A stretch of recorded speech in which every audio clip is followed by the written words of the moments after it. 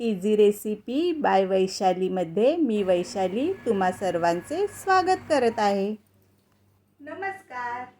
आज आपण बनवणार आहोत टेस्टी असे ग्रीक योगर्ट।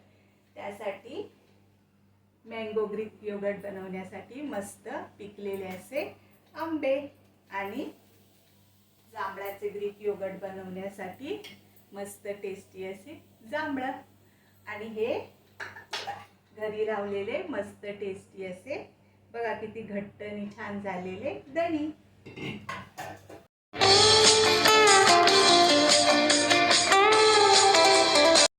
सर्वात आधी मस्त असे घरी लावलेले दही घेतले आहे आणि आता त्यातले आपण पाणी काढून घ्यायचे। त्यासाठी चाळणीवर कपडा ठेवून त्यामध्ये दही टाकून घ्यायचे।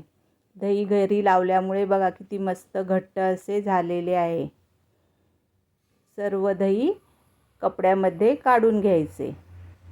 मस्त असे सर्व दही काढून झालेले आहे।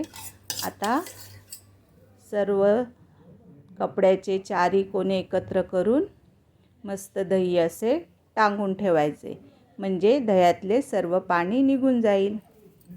जांभळाच्या बिया काढून घ्यायच्या।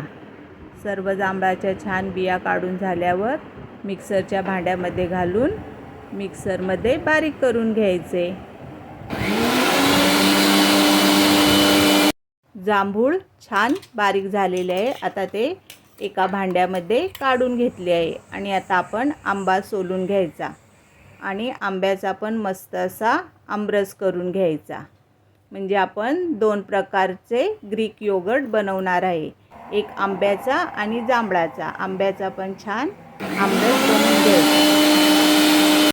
आंब्याचा पण आमरस छान तयार झाले। आता तो एका भांड्यामध्ये काढून घ्यायचा आणि त्यामध्ये आपल्या चवीनुसार आपल्याला पाहिजे तेवढी साखर टाकून घ्यायची। मी 2 चमचे साखर टाकलेली आहे। सर्व छान मिक्स करायचे। आता आपल्या दह्यामधले पण पाणी निघलेले आहे। हे पाणी फेकून द्यायचे नाही, पीठ मळायला किंवा डाळीमध्ये टाकायचे।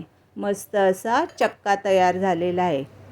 सर्व दही एका भांड्यामध्ये काढून घ्यायचे आणि चांगले फेटून घ्यायचे।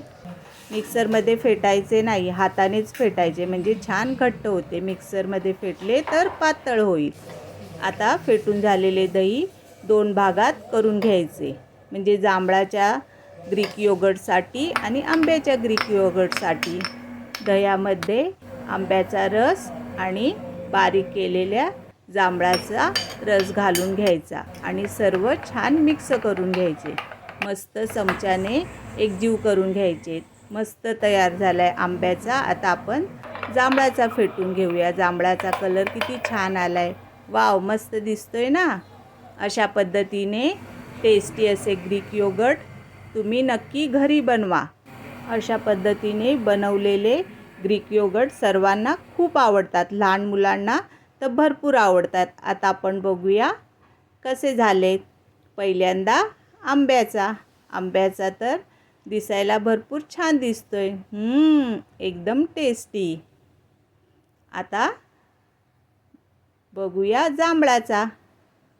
वाव, जांभळाचा तर एकदम छान टेस्टी। कोणाकोणाला व्हिडिओ आवडला हे कमेंट करून सांगा आणि नवीन असाल तर चॅनलला सबस्क्राईब करायला विसरू नका। पुन्हा भेटूया अशीच एक नवीन रेसिपी घेऊन। धन्यवाद।